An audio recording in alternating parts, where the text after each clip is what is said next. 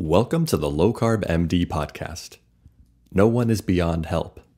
No one is beyond hope. As we have always said, we are bringing you medical information and cutting-edge science, but none of this is medical advice. Please seek out input from your own doctor.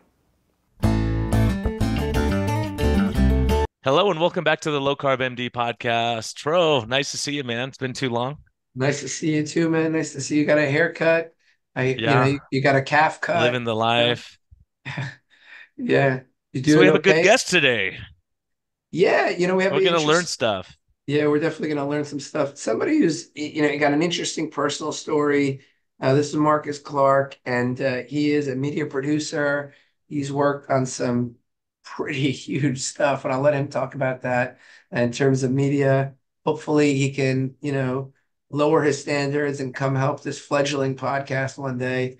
And he's going to share, his own weight loss journey, and he's going to share maybe some of his sort of personal stuff lately that's happened in his interaction with this sort of medical system. And yeah, we're just happy to have you here, Marcus. And it's sort of when people talk about their medical issues, I think it can be inspiring for people to hear, whether it's a struggle or whether it's a setback, it doesn't matter.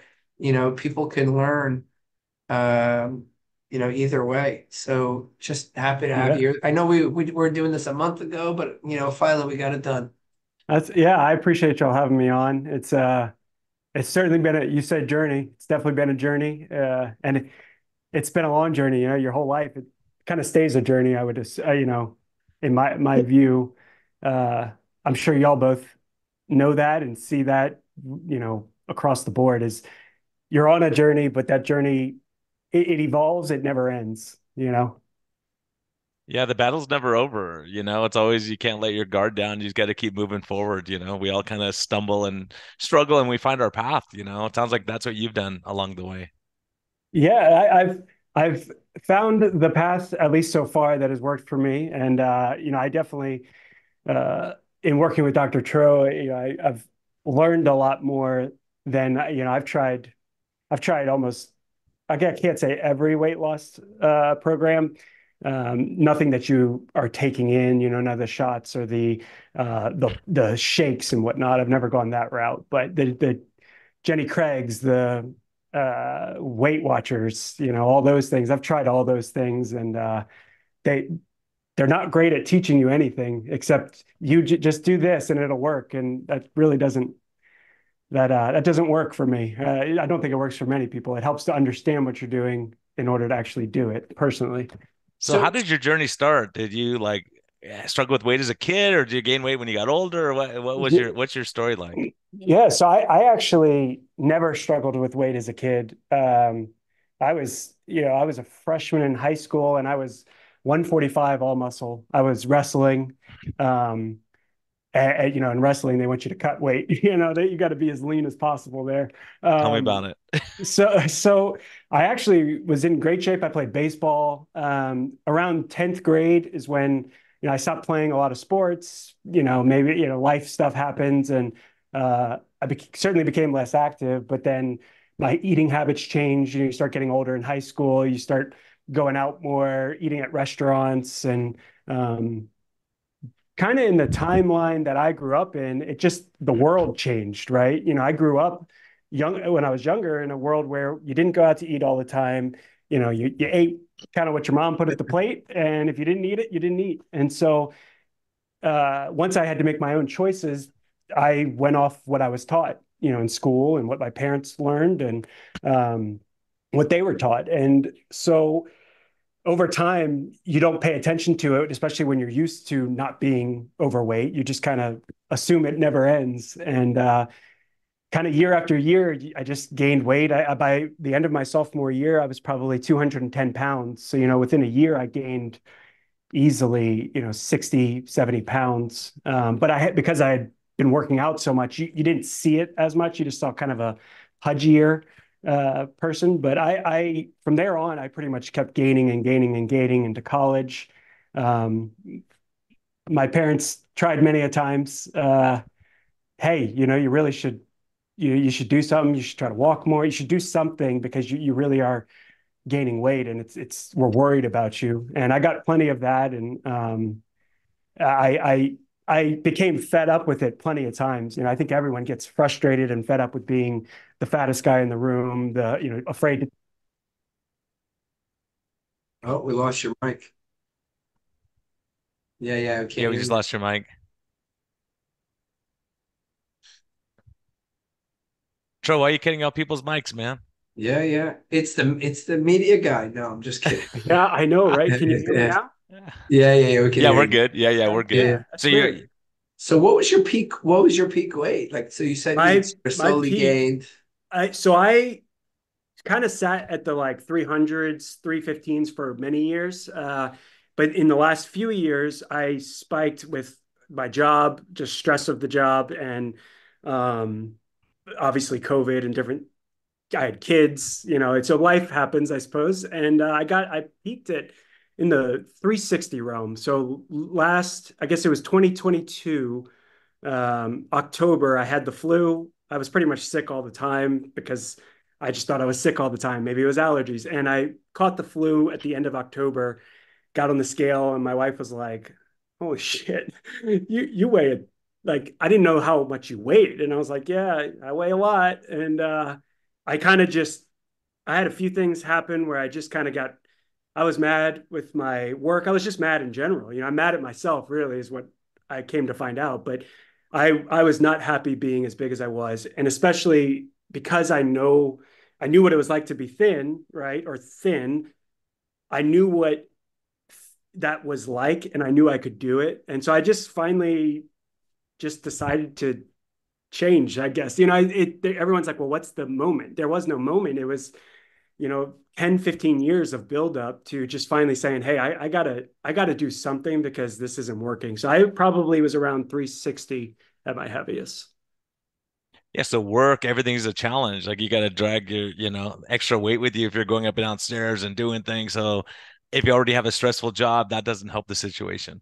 For sure. And so I was in government, high level government work for the state. And that is stressful just in that nature. And I doing video work, you're lugging equipment around, you are going upstairs, and uh, life becomes very challenging when you can't physically do it. You already have the mental. It doesn't matter how much you weigh, people struggle mentally, right? But you add weight on top of it, and that mental becomes physical, and then they work together, and it's a tough combination. So, um, I had tried doing I didn't call it low carb back in probably 2016. I had lost 20 pounds because I just stopped eating bread and, things like that. Ate a lot of omelets at the time. So I knew in the back of my mind, I always had this like, hey, if I just don't eat the breads, whatever that is, whatever's causing that, I have no idea. I'm not educated. I wasn't educated on it, but whatever's causing that, I lost 20 pounds doing it. So I know I could do it, but I think I just have to actually, at some point, you have to tell yourself, this is what I'm going to do, and you have to commit to it. And it's not easy, right? Everyone knows it's not easy to lose 10 pounds, let alone over 100 pounds. And was there a moment when you said, okay, that's it, I got to do something? Was it when you got on the scale when you had the flu? So that was certainly the first, like, in a wave of things that kind of happened. We followed that up a couple weeks later and went to Disney World. That'll humble you real quick if you ever go to Disney World weighing 360. Um, You can't not go on being any Can't go rides, any right? rides. The one ride you can get on, you're basically like crushed in it, and it's not comfortable. And I've got my 5-year-old boy that it's like, man, I can't keep up. And while I was there, I also caught COVID, and I was like, man, I'm always sick. This is always happening to me. And I just got fed up. I had to put on a shirt, and it was 4 or 5X, and I was like, this is out of control. I'm tired of it. So over Thanksgiving, I just kind of said, look, I've got to make a change. And I had followed Dr. Tro for a while on Twitter, and I think before you were even licensed in Texas, to be honest, See, I had followed Brian, you. you see that people find me from Twitter. See, and everybody complains about my Twitter, but somehow it's reaching somebody somewhere.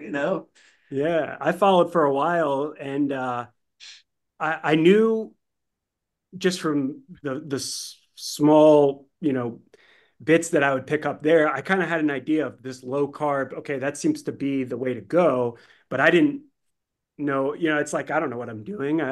So I signed up and said I'm just going to take the chance and give it a go. And in the meantime, I'm just going to try and make these changes where I'll stop eating bread, I'll stop eating the pasta, rice, all those things.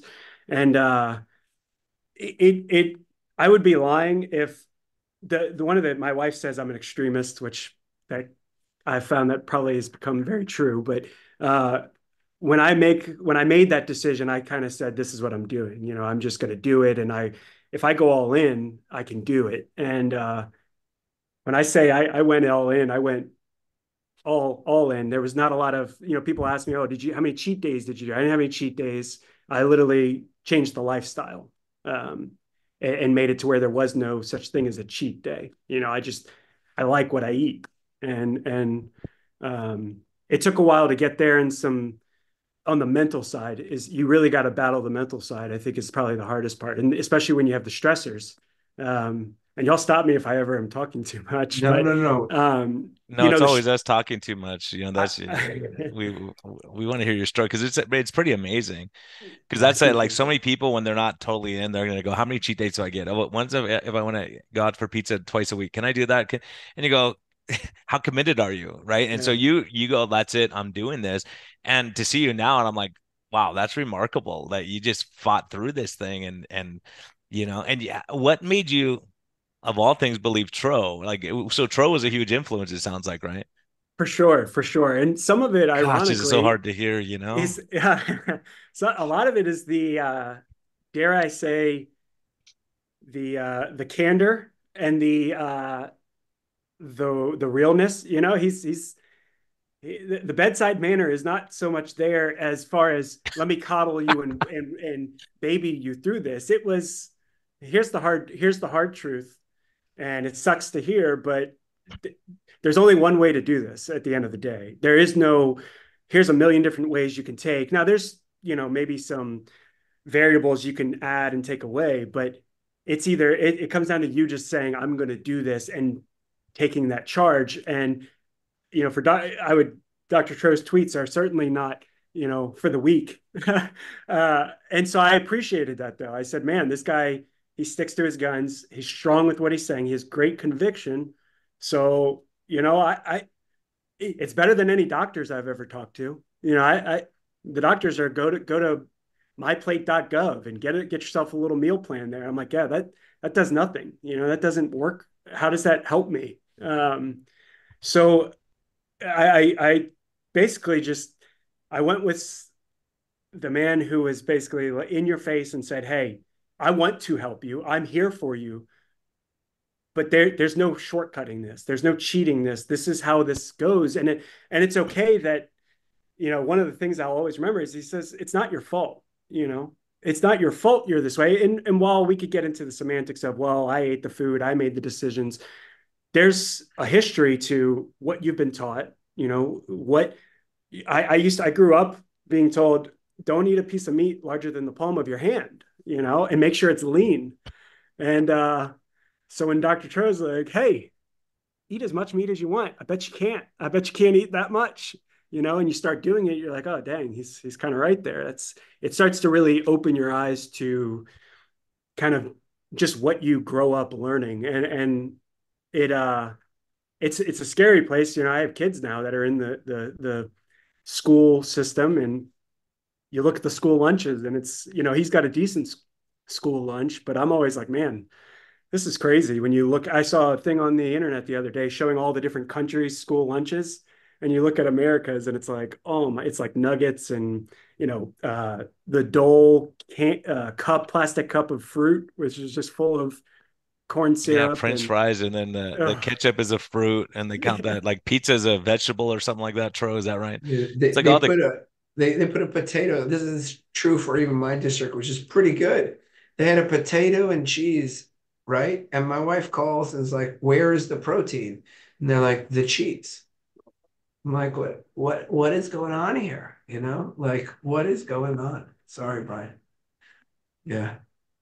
No, I love it. And as very painful as this is for me to say, Tro, you're having a huge impact, right? Like being real and just saying, look, here's how it is. And like Marcus is saying, it's like you can't say, oh yeah, you can cheat 5 days a week and you can just eat pizza at night. I mean, those things you go, look, when you're metabolically sick, we got to fix these things.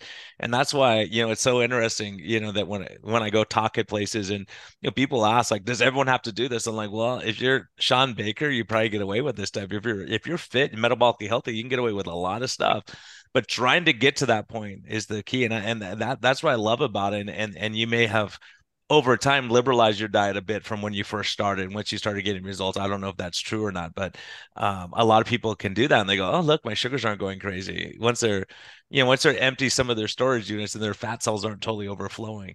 Yeah, and that it's funny you say that. That took me some time to catch on to because after, most recently in the last, I don't know, 4 or 5 months, there's always been that mental of like, oh, if I eat one bad thing, it's over. I'm back to 360. And it doesn't, you're right. When you get healthy and your body actually functions the way it's supposed to, it's amazing that like, hey, you eat a potato here or there. It's not going to end your world. It's not like all of a sudden you gain the magical 100 pounds back. That has taken me some time to realize that when you've healed yourself, your body will actually work the way it's supposed to. And obviously, that doesn't mean you just pile back on everything you did, but like you said, you become a little bit more liberal with the how you eat or I did a lot of intermittent fasting and I still do it from time to time, but I don't do it as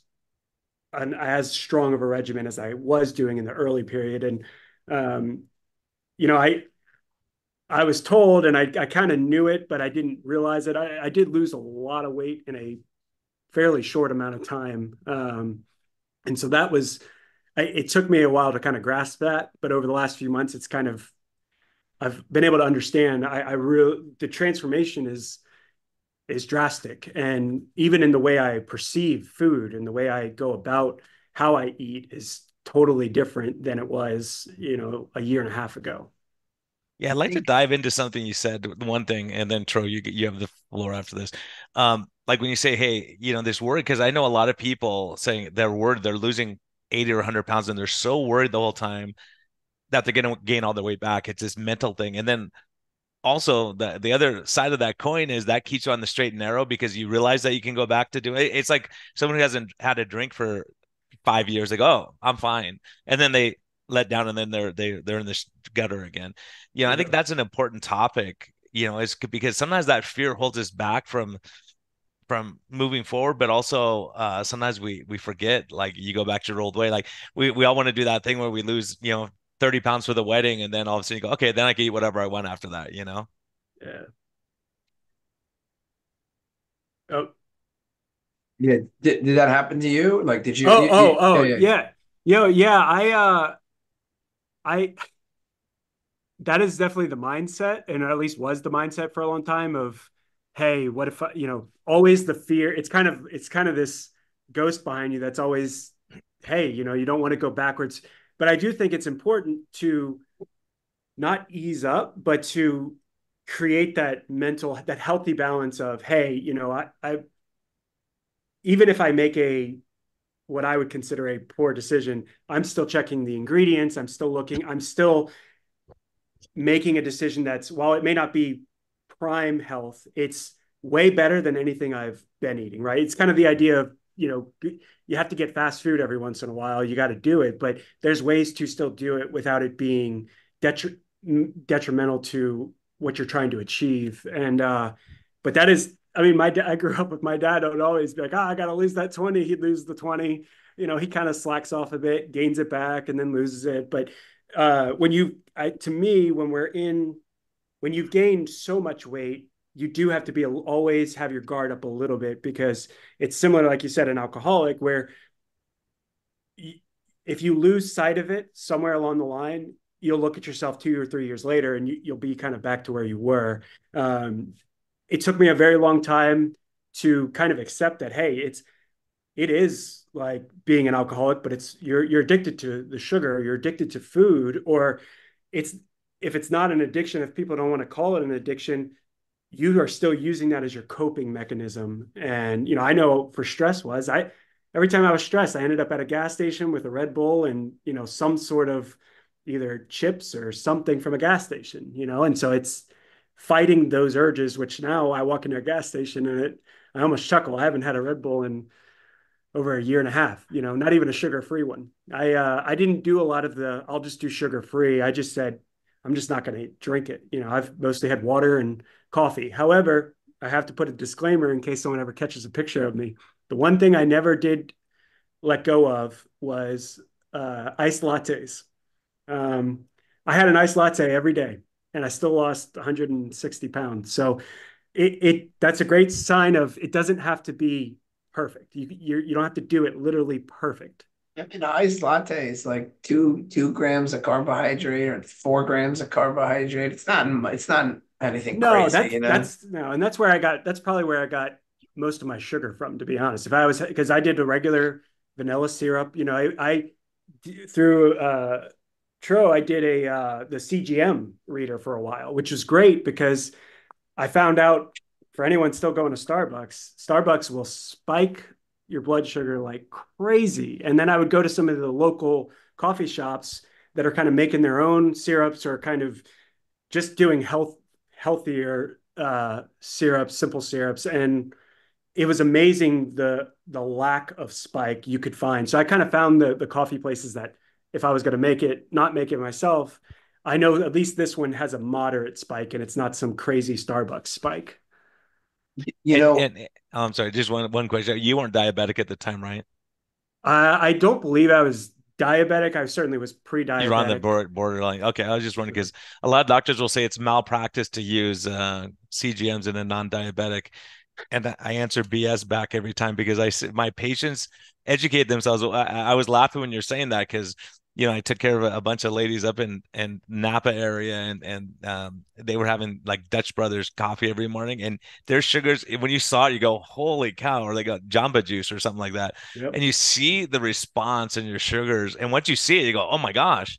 Then you can make that change, right? So that's what you did too. You go, okay, let me change. And that's what I love about what we're doing is that it's you. It's not my opinion. You say, hey, I drink this. Here's what my sugar does. I do use a different syrup and everything's good. It's such a great tool that I think there's some, it took me, I don't know when we ordered it. And I think it took me a good month and a half to actually use it because I was so afraid to I was like, oh, and then finally I was on a call with Dr. Cho and he's like, look, go get it and just stick it in your so I did that and it really was um it was so helpful because like you said, you have an idea of what the food does because it's just, hey, obviously sugar is probably not great for you, but when you actually see it on a chart, you're like, whoa, this makes a huge difference. And then even just seeing the comparison, Dutch Bros, I've tried Dutch Bros once, and I couldn't even drink it. It was gross, to be honest. I can't drink Starbucks anymore. It's just doesn't do it for me. But you're right. It's such a helpful tool that I've seen, and I'm not obviously in the space where y'all are, where I see the battle. I see it on Twitter, the arguments on Twitter all the time, but or X. But I personally, having used it, I think it's almost a shame that they don't let you use it. I wish you could get it over the counter to some degree. Like I wish I could just go to the store and say, hey, I want to pop one of the Libra and just pop it on. I don't think you can even do that. I think you have to get it prescribed. And I hear there's an app where you can just go to it and you can get one within, a couple of days. That's what I hear. Yeah. It's called the Dr. Tro app, soon to be the Toward Yeah. Health app, But yeah, I got a question for you. So, I always sort of, I understand you had the will to change and the desire to change and you know, and so now, like I want to step back a little bit. You reach out to our office and like, were you expecting like some drill sergeant? What were you expecting? And what actually happened? Because a lot of times people, they like, I get called all sorts of things on social media, and I don't know that anybody really knows what it's like. And so I don't know what you're going to say. You could say like, so I want you to be like brutally honest, give the good, the bad, the ugly. What is it like when you're, a part of like one of our programs? What is it like? What did you experience? Yeah. So what I expected was I was going to at first what I thought was we were going to talk. I was going to tell you the typical history of how I've tried all these programs. They didn't work. Um, and then generally what I expected was what I've experienced in the past, where you were going to give me a lecture on here's the science and here's what you should do, and you're going to stick to this meal plan, and I'll see you back in 6 weeks. That's kind of what I expected, just because I've experienced that, where it's like, here's, Jenny Craig, it's here's your meals, go eat them and come back and we'll weigh you in and hopefully you've lost some weight. And I didn't get that. In fact, the first time I was actually almost like, because I experienced you through Twitter, but then experiencing you in face-to-face kind of interaction, it was very, you and I, at first I thought I was like, I need help. I need all the help I can get. I don't know what I'm doing. I was very caught up on, he's going to tell me what to do and how to do it.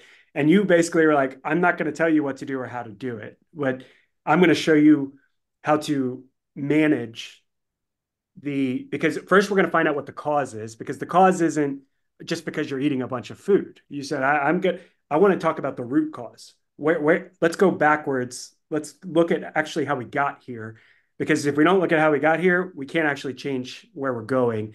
And you kind of made it very straightforward. I mean, it was abrasive, and at first I was like, oh man, he's abrasive even on the one. I was expecting some like, oh, tell me about your feelings. How this can be hard for anyone. You were like, look, it's not your fault.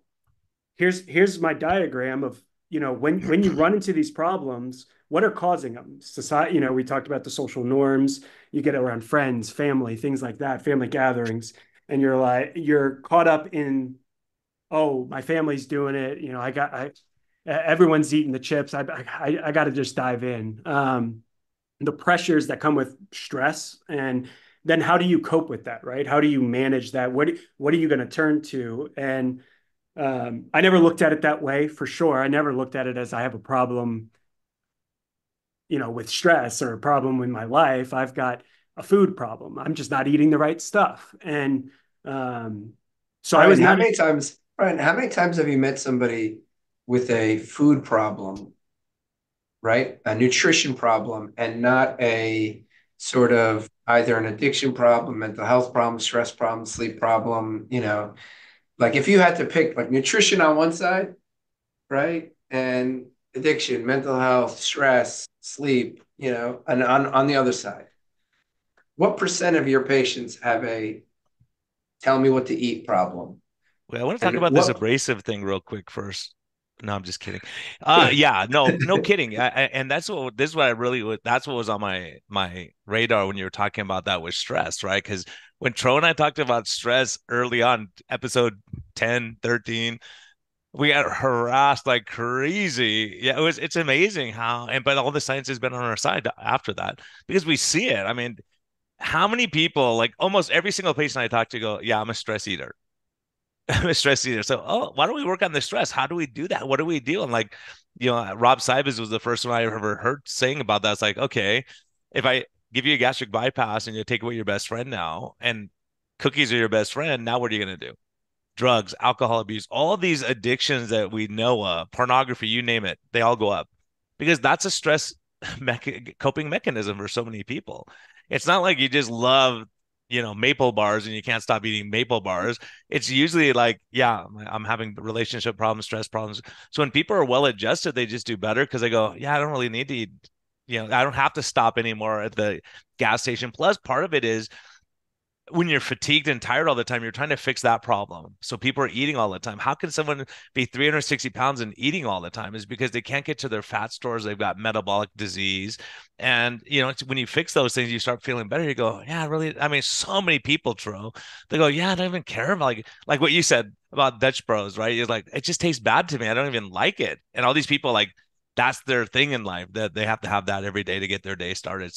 So many of these things, and we always talk about this thing with stress and coping mechanisms are so key. If you don't have family support, like if your wife's not all in and she's eating cookies every night and whatever your weakness is, or said, I love you, honey, here's some more donuts, that kind of thing. It's so hard because there's so many people in relationships like that. For sure. I want to step back. I do want to go to that abrasiveness because, I think it's probably worth, I'm open to criticism. So, back, but I'm curious so like in our program, right? Like we have remote monitoring, CGM scale, stuff like that. We have health coaching. And I think Brian was if I remember correctly, Brian was your health coach. And then, we have sort of this app that we've used to sort of help, convey complex topics and, like what we try to interact and engage. Like what was the most meaningful part of because you recently went through some crappy medical experiences. So I want to understand, what was the most meaningful thing that impacted you? Like what helped you achieve what you wanted to achieve? Out of all of those sort of things, and clearly my abrasiveness wasn't the icing on the cake, No. Give me here. I'm gonna let my dog in because she's scratching at the door, and then I'll let y'all. I'll answer that. Give me 1 second. Yeah. Ryan, I'm sorry, man. I'm coughing up here left and right. Oh no, COVID. Yeah. No, I don't know. How did you get the flu in 2022? I thought it went away. It came back. Yeah. And then I got COVID right after. That's fantastic. Good luck. So to answer your question, so the app, I will say the app is actually super helpful. Not a little plug here. The app was very helpful. And I'm personally not a huge, I'm not even very active on Twitter as far as me sending out stuff. I'm very much a passive user. And so I didn't even dive into the community that you offer, which for some people I think is very much needed. I've kind of more of a isolationist. It's just kind of my nature. I'm a strange person in that way. I kind of pull away from community, which is also can be a negative because when you need help, it's hard. We call you lurkers, right? Lurker. Yeah, I'm definitely a lurker. However, the app having all the information in one place that I knew I could go, especially when you're doing this process, you do run into times, with work or life where you're like, okay, now I'm at a crossroads where I know I can't make the best decision. Let me go to the app and see what I can read up on and find information wise where it's not, and that it's good information. You're not having to type in Google and hoping you land in the right area because with Google, it's 50-50. You might go down the wrong path. So with the app, I hear Google got the founding fathers right, though. That's what I heard. Yeah. Is that true? No? A work in progress. Yeah. We'll get it right. Yeah. But you really don't. Especially nowadays, you really just don't know what you can trust. And that's something the app provided, was that feeling of I can trust the information, and then it being backed with meeting with Brian and meeting with you, as well as the one thing that was a big shock is when you're like, hey, we're going to do some blood work. I want to run all the labs. And the first time I went to do it, I was like, okay, we'll run a few tests. They were like, we're taking 30 something labs. And I was like, you're doing what? And like, yeah, we're going to do we're doing a full scope. And I was that's how you lose weight. He just takes all your blood out. It sounds like. Yeah. Well, I was shocked because I'm so used to, we'll check a couple things. I had gone to a doctor in 2021, maybe May of 21. And she had said, oh, you're pre-diabetic. I did some blood work and it was, you should exercise and have a healthier diet. And I'm like, well, that's helped me. I've been doing this for 30 something years. And diet and exercise, those are the most baloney words in the world. And it's not to say they aren't important, but telling someone who's already 360 pounds to diet and exercise, that you might as well hand them to me a smoothie, it's like, good luck. It just doesn't work. But with working with the program, I felt like not only I didn't by the time I made this decision, I probably didn't need accountability because I just had made up my mind at that point. However, it certainly would offer accountability because you check in, and knowing you have to check in, knowing you're going to step on a scale, that certainly helps. But and I became obsessed with the scale. The scale was great. I basically, what I was given are the tools. I still had to do it, but you, Tro, said, we're going to set you up with all the tools. We're going to keep an eye, so that way, if things are going south or something's wrong, we're always there. You can always text or call. You're checking in regularly. And meanwhile, we're going to give you the tools that you need to help carry it somewhat. You have to carry the burden yourself. Dr. Show you can't make me lose weight. You can't come to my house and slap the food out of my hand, right? Or when I'm in a car and I'm stressed and I want to go to a gas station or go to a fast food place, you're not there. I mean, sure, I could call and that's very helpful, but you gave me the tools to say, hey, we have an app that gives you all the information you need. We've got videos. We've got a community if you need it, an emergency community if you need it. We have a helpline that you could get us immediately, all while providing the scale, which I've never seen a scale that I can pull up on my phone. I became hooked on it. Even Brian would be like, hey, don't worry so much. I would be weighing in every day. I'd go up a pound and be like, hey, I went up a pound, something's wrong, and then all of a sudden 2 days later, I dropped 3 pounds and it's like, well, that's weird. So I became very obsessed with the process, which I think it could be very good. It could get a little unhealthy at times where you start to like go a bit eccentric, but for me, that's what I needed. I needed to kind of dive in and just having the actual tools, because the other doctor I went to said diet and exercise. She didn't give me one tool. They didn't provide me with anything. It was through a portal. Hey. And you had follow-up, you had coaching, you had someone to, because I think the biggest thing is, especially when you're starting out at 360 pounds, at some point you go, screw it. I want to just eat my cookies. And, like if things aren't going as fast as I want them to go. And it's really gets to that point where it gets to be such a struggle, just to have someone that touches base with you or calls you or, was there ever a time when you said, what, it's not worth it. I'll just go back to my old ways? No, ironically, but there were times, it doesn't mean there weren't times I was extremely stressed. I was in the process of transitioning out of my job, starting my own business. I've got 2 young kids. One's in his first year of school. And there were certainly times where, I'm getting gas and I'm like, man, I'd love to drink a Red Bull right now. But I was able to stay very strong in that manner. I would, like I said, I didn't even do the sugar-free stuff. What I would do though, is I was like, man, I really if I ever wanted something, I would just go eat more meat. And I did a lot of barbecuing, a lot of grilling. And so it's just, honestly, one of my treats was brisket. And I was like, I love brisket. I would be like, hey, I'm just going to go splurge. I live in Texas. I'm just going to go buy, a half a pound or a pound of brisket. It's going to cost $40, $50, but you know what? It's going to be real good.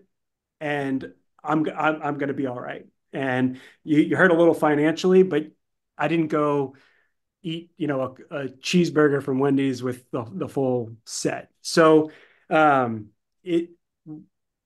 I never said I'm going back, I certainly had moments where it was hard to, in the moment, stay focused, because I was like, man, I'm really struggling mentally with stress, and I really want to go get a bunch of Taco Bell. I really, I'd love to smash some Taco Bell. But by the way, in the app, we have a way to order a Taco Bell. So just an FYI plug, And one day I'll get back to eating Taco Bell in that manner. I've yet to eat Taco Bell, even though it was my favorite fast food place. That and Red Bulls, I've almost given up, but I will probably try Taco Bell. I was going to try on my birthday last year. It was like a goal. I was like, man, I'll be 100 pounds at least lighter, and I'm going to eat Taco Bell in a low carb manner. And then I had some major medical issues come up in September, which has been life altering for sure. And I will say, through that process, I have been very blessed and grateful that I lost the weight when I did, because so basically I ended up with diverticulitis flare-ups, and I had no idea at the time that I even had that. I had I had colonoscopy at 15 and 25, and this is about that 10-year mark. So it's not a shock now that it showed up, but I ended up in the ER. I had no idea what was going on. And eventually in December, I had 2 hospital stays with flare-ups, but in December I had surgery, and they would not have done this surgery had I weighed 360. They would have considered what did they call it? Basically it would have been high risk. There it is. It would have been unsafe to perform, or they would have done the zipper surgery, where they basically cut straight up your chest. And so I only have, I say only, I've got 5 or 6 little incisions, and they were able to do the laparoscopic surgery. And my recovery time has probably been way better than we know it would have been better than had I been 360 pounds. But if I hadn't have done what I did and lost the weight, when that diverticulitis finally flared up, I would have been in major trouble come last September. So ironically, losing all that weight was a godsend, and if you don't do it for yourself now, you sure better do it for when trouble shows up down the road, because we all get older. We all end up with physical ailments. And I never looked at it that way. I always looked at it as it's the overweightness that's going to kill me and going to take me out. But it could be something else that, because you're overweight, you can't get the help you do need when it comes time for it. And Marcus, what was your motivator? Like when you going along, like what was your vision of losing weight? Was it for your health? Was it for your kids? Was it for your wife? Was it, social stuff? What was your, just being exhausted all the time? What was your driving force? Well, definitely kids and wife were a major force. I was every weekend, I'd be sick and wouldn't feel well. And my wife's like, man, like, I don't know what's wrong with you, but like, you can't always be sick. And I'd be like, I am, I just don't feel good. And so there's certainly societal, pressures of, I never want to take a picture. I'm a camera guy. And I always, make the joke, I prefer to be on the other side of the camera, but really I don't want to be the fat guy in the picture, and between my family and my kids are running around, and I feel like I can't keep up. And I'm also looking at what they're eating and saying, man, I'm not leading by any example. I'm smashing down fast food, and what do I expect from them?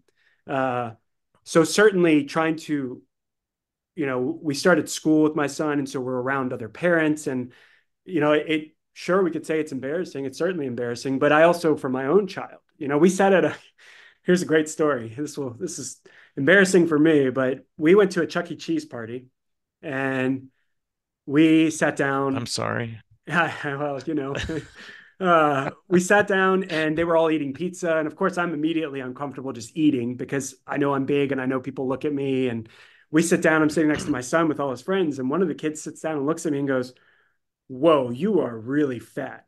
And I was like, dang, I got a 5-year-old telling me I'm fat in front of my son. And I'm like, my son's like, you're not that round. And I'm like, I'm pretty round. And so that certainly never helps. That's a shot to the heart. And ironically, now my son's like, hey, you're really straight. I'm like, I know, right? So that was certainly a motivator. And to some degree, in doing this, my wife, she's never been overweight, right? Like I have. But she even lost, 20 pounds, 25 pounds in just me doing what she kind of kept doing what she was doing, but she would eat what I would cook, and the family would mostly eat what I cook. And she even lost, some weight. And she had just recently had a baby, so she was still carrying some of the baby weight. And she's back to her pre-children weight, and so it's amazing how it has a kind of that domino effect of, she wasn't even trying. She just was changing kind of what she's eating around what I'm eating. And she's she could still eat cookies all day and doesn't struggle the way I struggle. But I was never a sweet person. You know, everyone's like, oh, you just got to put the cookies down. I'm not a sweets fan. I don't like sweets. I'm very much I want the savory, the cheeseburger with all the, you know, the Chips and bun crackers and and all that kind of stuff. for Yeah. sure. That's my crux compared, you know, I've never been tempted to pick up the sweets. It's just not my thing. But that just reminds me, I don't know, Troy, if you saw this. We're having a battle between whether California is crazier or New York. And now the guy from Panera Bread donated a bunch of money to the governor. So like he's exempt from the minimum wage. So his people don't get they don't get the minimum wage rate, but everyone else has to. It's just like these kind of things are just amazing when you see that, like, you know, but just the whole thing of pushing the bread and all that kind of stuff. So Well, that's in a New York, motivation. they're suing. The New York Attorney General is suing the beef producers for methane productions. So Yeah, I just saw it's that. it's becoming a real crazy Well, and you town, guys got clown the New town. York, you guys got that dance team too, the New York PD dance team. I saw that. That was Oh pretty my God, amazing, Tro. just this is too much. So I'm curious. So like you get this setback, and I want to switch gears. So you get this setback, Marcus. Like I always I, I say to Brian, and I know Brian's done the same way. Like we've strived to make the practices that we wish exist in the world, ones that are responsive, ones that are like treat people like humans. When you sort of had this like medical issue pop up, which is pretty serious. And you called me, and even afterwards, after the program, and I was talking with you and walking you through things. What was it like? Sort of like, okay, you got a taste of one way of doing care. What was your feeling about the way you were treated? With your medical issue, with the diverticulitis and all that. It was, to put it bluntly, it was so destructive that I'm still months later trying to recover from the mental of the things you're told. So I had my surgeon that I had never met before until, hey, you need surgery, basically. He was like, so I see you've lost a bunch of weight. What were you doing? I just told him, I cut out the carbs. I didn't even say keto or carnivore. I just said I cut out the carbs and the sugars. And he was like, oh, so you did like a keto diet. I was like, sure, if that's what you want to call it. I guess that's what I did. And he goes, well, that's what did all this to you. And I was like, you don't think it's the 15 years of destructive eating I was doing that maybe caused some of this?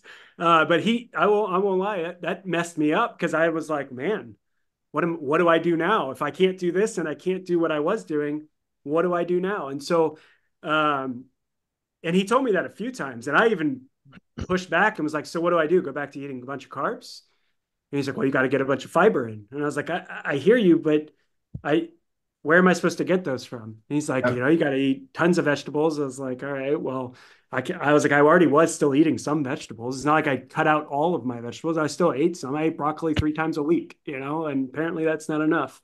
But the whole system, so this is a bit of a tangent here, but when I was in the hospital, did 3 stays in the hospital, two for emergency, one after the surgery. Every single day that they put me back on a diet, right, a soft diet, the first things they handed me were a popsicle, not sugar free, a popsicle or a fudge pop thing. They handed me Jello. They gave me whatever the Ensure type protein that was chock full of. You read the ingredients and you're like, Soybean oil and high oh, fructose corn syrup, and yeah, it's yeah. Super nutritious.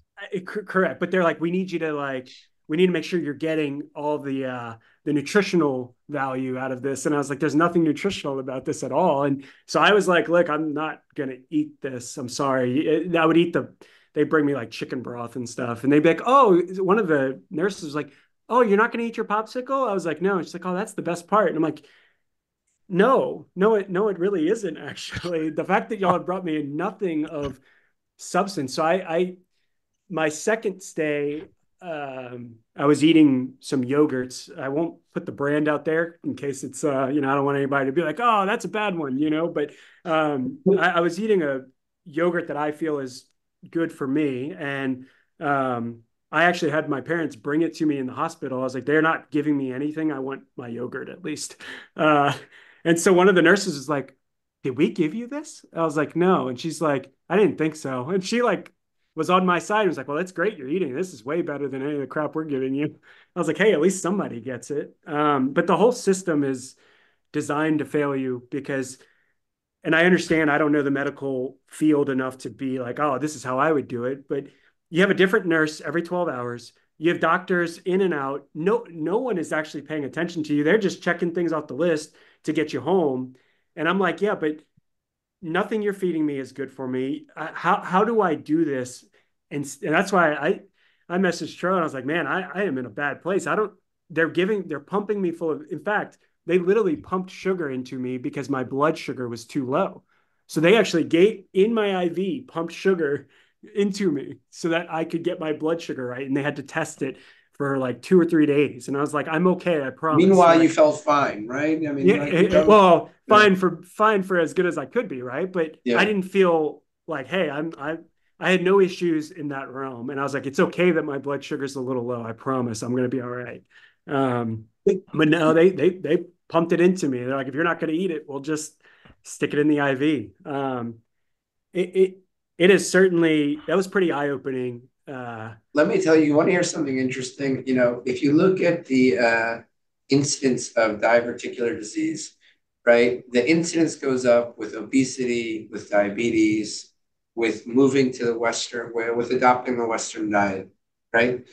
And you know, everybody like they previously thought that diverticular disease was due to seeds and you know, and a lot of times, you know, actually some doctors will even say avoid fiber, right? Because it gets stuck. The seeds and the fiber get stuck in the diverticula. And that never panned out. That never been panned out. But obesity and diabetes pretty consistently have been shown to be linked very closely with diverticulitis. It seems like everybody wants to blame the meat, you know, or like I don't understand. It's like I remove sugar from my diet, and that's going to somehow cause my diverticula to flare. It just doesn't make sense, and it's so dogmatic. It's a very dogmatic, you know. There's no association to it. I mean, you know, it's Well, BS. how many people do we know that went carnivore or they have ulcerative colitis or Crohn's disease and all their symptoms get better? You know, because you're digesting up in the small bowel and you're resting the large bowel. So it does make sense from that standpoint of where things actually metabolize and where you're absorbing the nutrients from. But yeah, it's really, there's a great podcast or a YouTube video with Paul Mason talking about fiber, and it's classic. It's amazing what he's talking about. What the data? There's no data. Like when he says you have to eat more fiber, show me the study. Show me the study. You know, and so it's hard. It's so frustrating, especially when you're a patient. You're right. You inherently know, like pumping me full of a bunch of sugar. I was when you were talking, I was laughing because so many times in the hospital, I'd be consulted by the trauma team. This diabetic, they can't get the sugars under control. I look at their IV fluids. I'm like, you're giving them D5W. Why don't you just stop the sugar water? You guys are worried, like you're consulting me at 2 a.m. Just turn off the sugar water. If they don't get better, call me in a couple hours, you know, wake me up.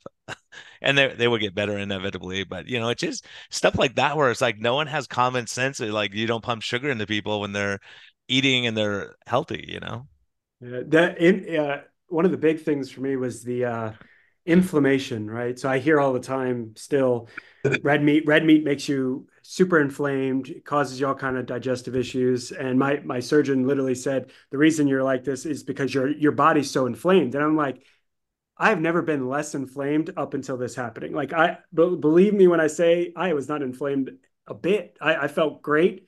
It's just this stuff, and you know, no one really knows the specific cause to diverticulitis. It's just, you know, ironically, when I went into the hospital, the guy doing the CAT scan said, "You're my 10th person today with diverticulitis," and not to get crazy conspiracy, but I thought that was a little odd. And I know two people in my kind of first family circle that within the same time span I've had all this have also had bouts of diverticulitis. So, and they're not, you know, big. They didn't eat like I used to eat. So it can't be just because of the way you eat. It just, our bodies are a certain way. And, you know, it's because we can't see inside of it. You have no sense of when things are maybe off a little bit, and you just get somewhat unlucky, right? Well, I think honestly, we just don't know. Like we have observational data, linking fiber and processed food and processed meat, right? But like poultry and fish, for example, have never been shown to be, related to diverticulitis. We have data linking obesity and diabetes with diverticulitis, chronic constipations linked with it. The old saying is don't eat nuts and seeds, but really, we just don't really know. We don't know why. If you go from rural Africa, rural Australia, rural China, right, you're going to have right-sided diverticulitis. We don't know why. When you move to a metropolitan area, you get left-sided diverticulitis. Really, we don't know why, right? And so for a doctor to sort of shame a massive, a diet that you had massive weight changes for, it doesn't seem completely appropriate, seems like a little very dogmatic at the least. Yeah. And I've never seen an interventional trial, because it doesn't exist, comparing one diet to the other and looking at diverticular outcomes. So it's just all guesses.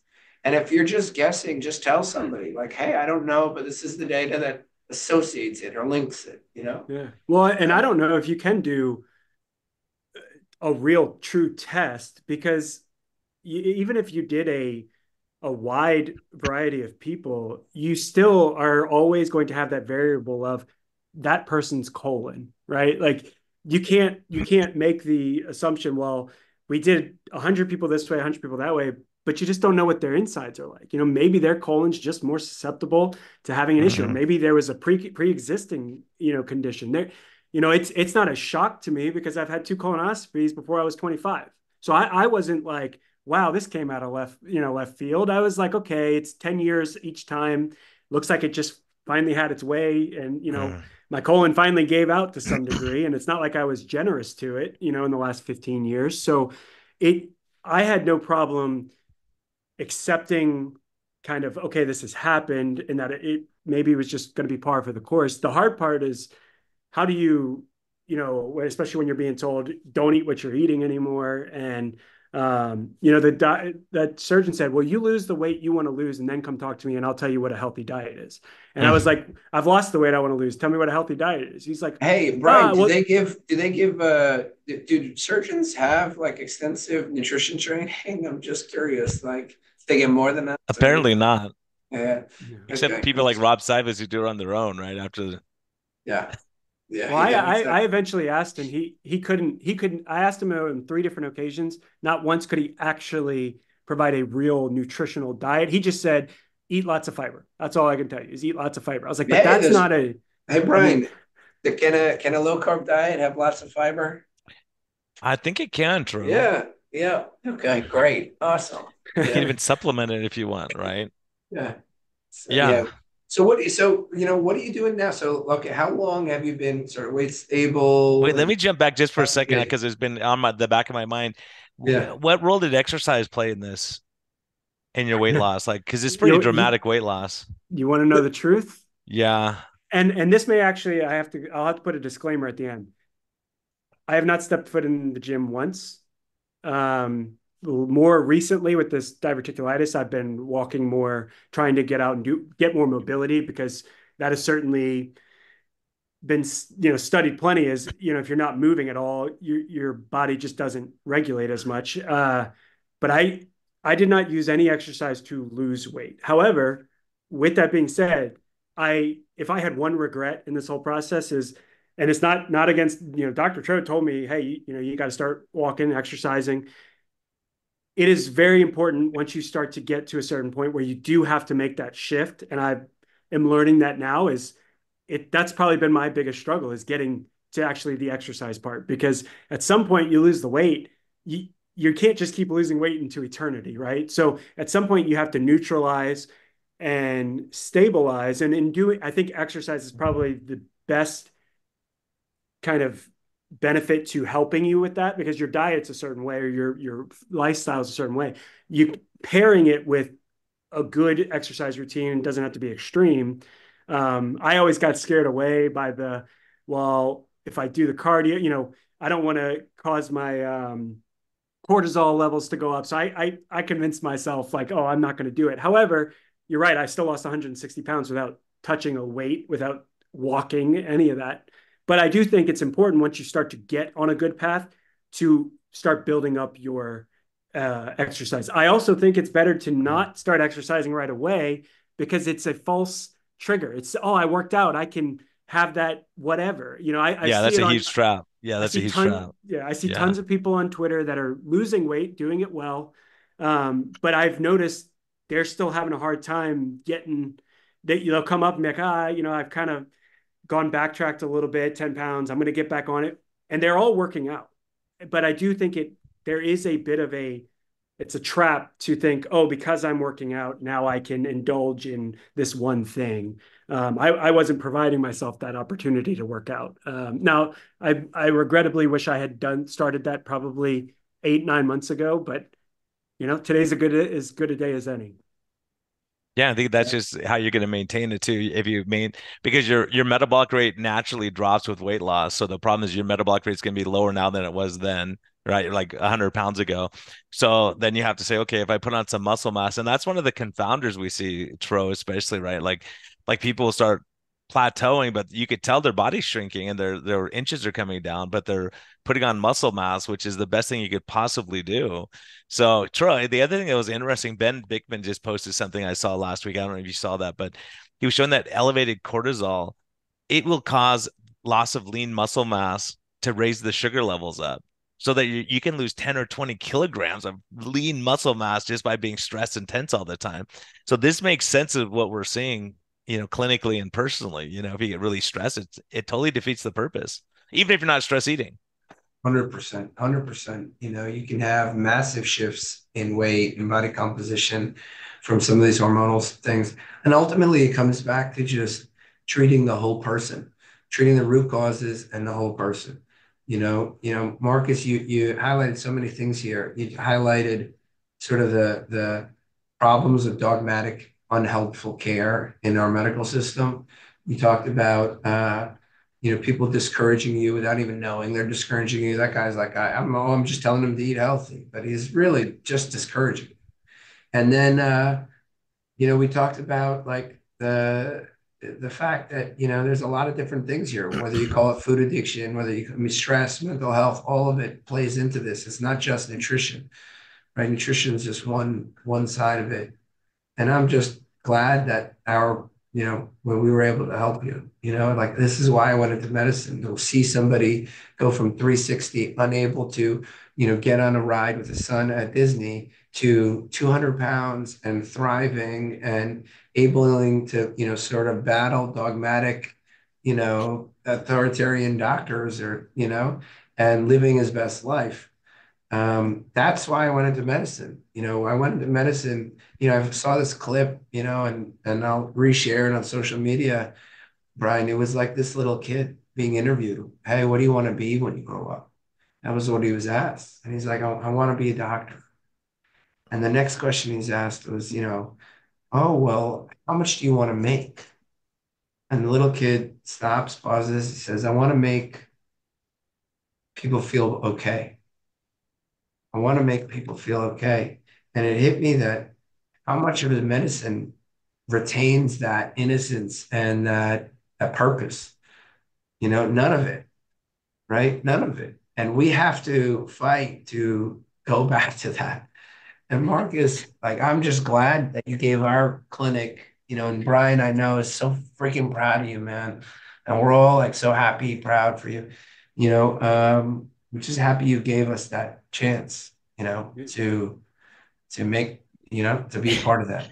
Yeah, Well, that's just. Oh, go ahead. Sorry. Well, Yeah, I was Go just ahead, going Mark. to say it was a 100% different experience. And, I know a lot of people, I'll be honest, my first thought was, man, that's kind of costly. I don't know if I could afford it, but I I told my wife, I was like, look, this is the risk I want to take because I need to make a change. And, it's weird because the first thing you're thinking is, well, y'all are across the country, how does this going to work? And, y'all are very vigilant at making it work no matter where you are, which also shows that you care and that you're actually in it for that purpose and not for the money, because it's not, doesn't really actually make it cheaper doing it virtually. It actually is probably easier just to have everyone come in because you don't have to do as much of the technology side. And the willingness and openness of that, and providing all that with the app. I was sad when the program stopped. I was like, no, the app, it's gone. Although you can get it obviously outside of that. But at first I was like, oh, so there's so many benefits that you may not even realize you're getting for that. And y'all have been very helpful. And even after I finished with y'all, I still get follow-ups from Brian and in y'all's office, kind of just saying, hey, how are you doing? How's it going? And so that's always, that helps me and helps kind of reinforce, hey, they actually give a shit. They care about how I'm actually doing. You know what? We care to be a clinic, like, and Brian feels the same way. I know, like we wish we had, like that's it. Like, Yeah, Toro. I mean, I was just watching the other day, like you getting attacked on Twitter by someone. They're like, "You're a grifter. You're this." And I'm like, all these doctors that attacked you are pushing the drug right on everyone. They're not talking about metabolic health, and they're saying $99 a month, and we're gonna give you the drug, right? We'll write you the prescription, and they're calling you a grifter. And then I'm watching this person saying, "Well, you charge for what you're doing." It's like, do you work for free? Like, what do you like? Does anyone work for, I mean, Tro, how many hours? And that's why I was getting annoyed. I wanted to jump in, but I go, I don't want to raise my cortisol levels. But it's like, how many hours we do for free? Tro, what did we at the end of last year on? Like, we took a loss on this podcast for the first 4 years, 3 years, right? Yeah. And then at the end of the year, we have a couple $100 because of our Patreon supporters. That's all the only people supporting us.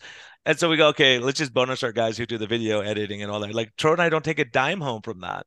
Right. So it's so frustrating when people go, oh, you guys are just grifters. It's like, we're grifters, were the dumbest grifters on earth. I can tell you that.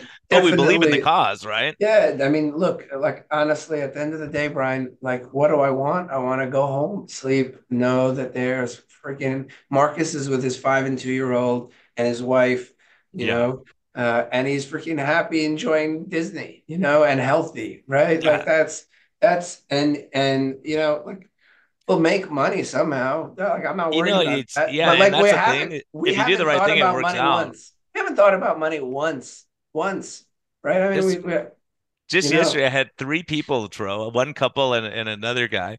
And I go, look, you don't need me anymore. Stop paying me every month. You go do something fun with your family. You've graduated. Like, go. And they're like, we don't want to. I'm like, fly. Okay, let's give it like 4 months. Take 4 months off. Save the money. Go do something fun.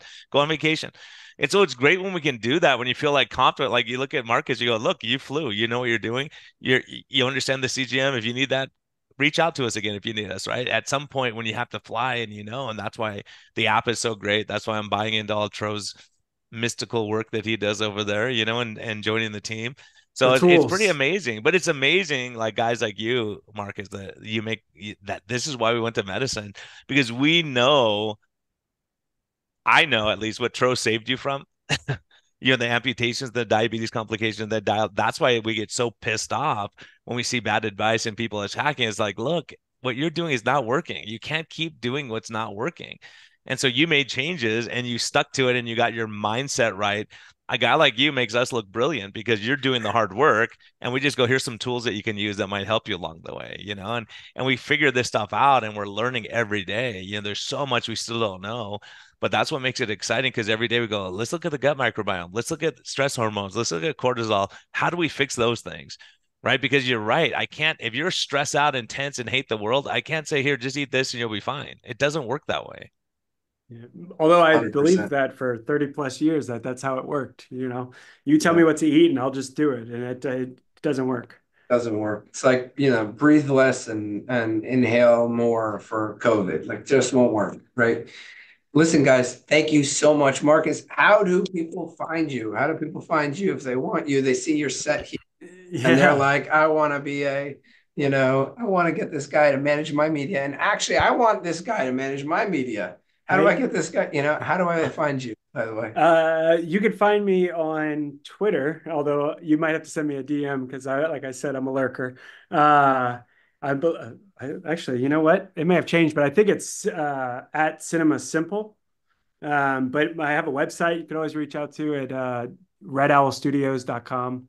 You can contact me through there if you're interested. But I'm also always open to talking to anyone. If y'all ever know anyone that just needs to talk to someone who's been through it, I been through the program and just need someone else that's out, because I get it. Sometimes you want to talk to someone that's not the doctor, right? Someone, and sure, you obviously, Brian was that for me, but there's sometimes you're almost looking for a kind of a testimonial of sorts, like, hey, tell me what this is going to be like, and looking for that honest kind of answer. But always happy to talk to people if anyone is interested in hearing it.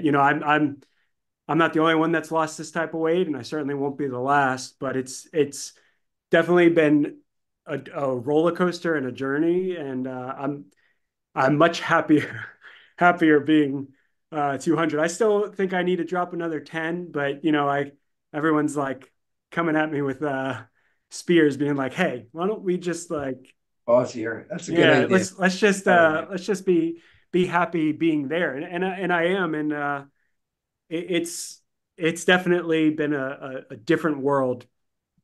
I can walk into a store and buy clothes now. That's pretty cool. Not gonna lie. And not be caught up in dang, you start at the highest size, the biggest size, and if it doesn't fit, you're out of that store. That's a tough place to be, where now I can walk into pretty much any store and it's just, am I a medium large or extra large, depending on how that store decides to fit their clothes. So that's been the feeling you get there. You really can't explain it to people. It's pretty nice.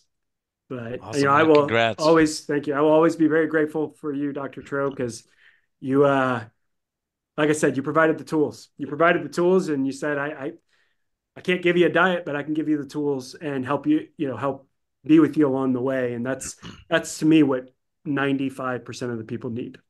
I didn't realize I was abrasive though, but it's a good learning experience for me. By abrasive, I'll say this: I've never been in a doctor. I'm just kidding. I'm just kidding. No, right. I totally get your word of just being direct and straightforward and go, look, here's how it is. Here's what you got to do. 100%. We love you, Tro. No, I love it. I love it. I think your wife said you were abrasive too. My wife called me, but don't worry. Hey, that podcast we're gonna release it here too. The one we did with our wives, that was fun. Yeah, so, it was a lot of fun. Even though I lost my voice. I have to step out. I got to see patients too. Awesome. Marcus, awesome. This will go out soon. And thank you for coming, man. Thank you for sharing your story. It's vulnerability. People appreciate it. We appreciate it. Yeah. Thank you. I appreciate y'all having me on. And hopefully we'll all get together in person, and eat a steak dinner. Yeah. And get help with our set. Right? Yeah. Arizona. Hey, call me out. I'll Red Owl Studios. Got it. Awesome. All right, Marcus. Have a good one. All right. Take it easy, guys. Thanks.